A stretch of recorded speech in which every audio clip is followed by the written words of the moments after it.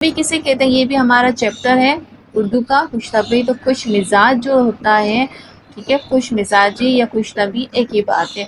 تو خوش طبعی کنہوں نے لکھا ہے؟ محمد حسین آزاد ہے، ٹھیک ہے. خوش طبعی ماخوذ ہے نئے رنگ خیال سے، رائٹ.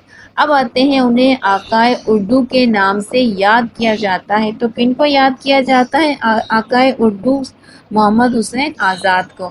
انہیں اردو کا بے مثال تمثیل نگار کہا جاتا ہے. تو محمد حسین آزاد کو اردو کا بے مثال تمثیل نگار کہا جاتا ہے. انہیں عرض سخن بھی کہا جاتا ہے، تو وہ بھی محمد حسین آزاد کو کہا جاتا ہے، رائٹ.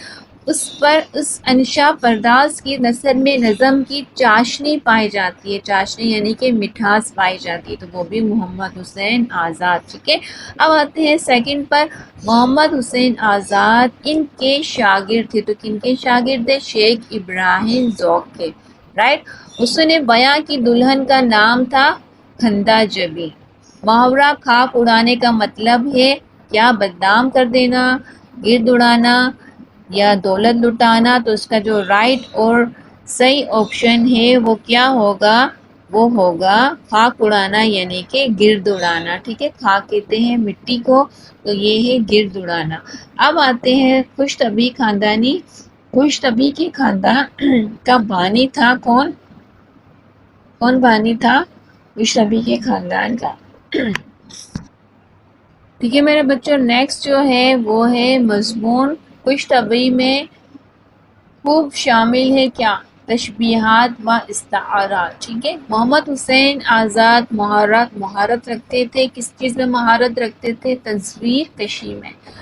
مضمون خوش طبعی ایک فرضی افسانہ ہے، ٹھیک ہے. کیا ہے؟ ایک فرضی افسانہ. مضمون میں خوش طبعی کے مقابلے میں کون آیا؟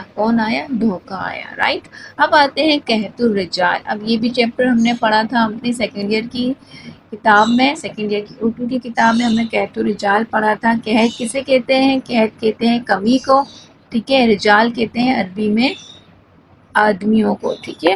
تو اچھے انسانوں کی جو کمی ہے اس کے بارے میں یہ پورا چیپٹر لکھا گیا ہے جو مجھے بہت پسند آیا، ٹھیک ہے. اب آتے ہیں سبق قحط الرجال. ان کی تحریر ہے، تو کن کی تحریر ہے؟ مختار مسعود کی. سیکنڈ ہے قحط الرجال ماخوذ ہے آواز دوست سے. تھرڈ ہے قحط الرجال میں اس چینی مسلمان عالم کا ذکر ہے، تو کن کا ذکر ہے؟ ابراہیم شاکیو چند جو ہیں وہ ایک عالم دین تھے، ٹھیک ہے. ابن عربی کے مرشد ہیں شیخ یوسف سبریلی. کون ہے؟ ٹھیک ہے. ابن عربی کے مرشد شیخ یوسف سبریلی. مینار پاکستان کا نام انہوں نے تجویز کیا، تو کنہوں نے تجویز کیا؟ مختار مسعود نے مینار پاکستان کا نام تجویز کیا. اور پاکستان کا نام کس نے تجویز کیا وہ تو سب کو پتا ہوگا، ہے نا. چودھری رحمت اللہ علیہ نے پاکستان کا نام تجویز کیا. اب آتے ہیں نیکسٹ میں. قحط میں موت ہوتی ہے ارزاں کی. البم کی قیمت تھی 4 آنے، 5 آنے یا 6 آنے. تو البم کی جو قیمت تھی وہ تھی 6 آنے، رائٹ. مصنف کے خیال میں ہر بات اچھی ہوتی ہے، ٹھیک ہے. مصنف کے خیال میں ہر اچھی بات ہوتی ہے الہامی، ٹھیک ہے. الہامی جو اللہ تعالیٰ کی طرف سے ہو. اب کہتے ہیں لفظ قحط الرجال اس کا مطلب ہے.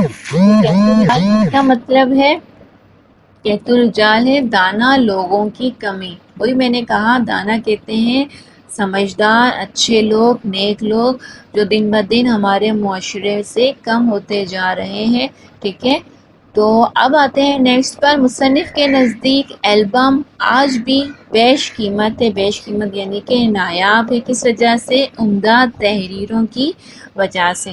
جو ہماری تحریر ہوتی ہے ہماری کیا ان انسانوں کی جو ہمیں دنیا میں سب سے زیادہ اچھے لگتے ہیں، اگر ان کا آٹوگراف ہمارے پاس ہوتا ہے یا ان کی کچھ بھی تحریریں ہمارے پاس ہوتی ہیں تو وہ ہمارے لیے موسٹ امپورٹنٹ ہے، ٹھیک ہے.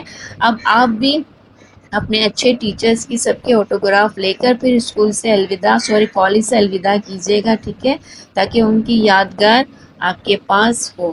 اب آتے ہیں نیکسٹ پر. مشاعرہ سبق مشاعرہ ان کی تحریر ہے، تو کن کی تحریر ہے؟ فرمان فتح پور فتح پوری جو ہیں وہ مشاعرے کے رائٹر ہیں، یعنی کہ مصنف ہیں۔ سبق مشاعرہ ماخوذ ہے اردو زبان و ادب کی افادیت، رائٹ۔